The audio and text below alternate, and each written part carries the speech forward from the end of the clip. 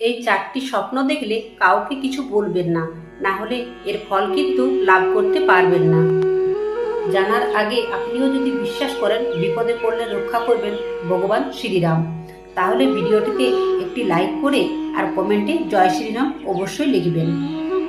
Number 1, স্বপ্নে যদি আপনি দেবী দেবতাকে দর্শন করে থাকেন তাহলে এর মানে হলো আপনি খুব শীঘ্রই সফলতা পেতে চলেছেন।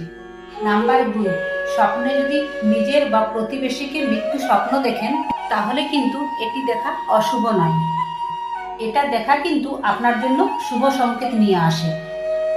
এর জন্য আপনার জীবন থেকে সকল নেতিবাচক চিন্তা দূর হয়ে যাবে। নাম্বার 3, স্বপ্নে যদি সাপ দেখে থাকেন তাহলে কখনো ভয় পাবেন না, কারণ এই স্বপ্নের জন্য আপনার ধন সম্পদ বৃদ্ধি পাবে।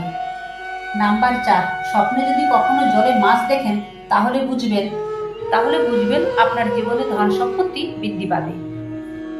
জয় শ্রীকৃষ্ণ, রাধে রাধে।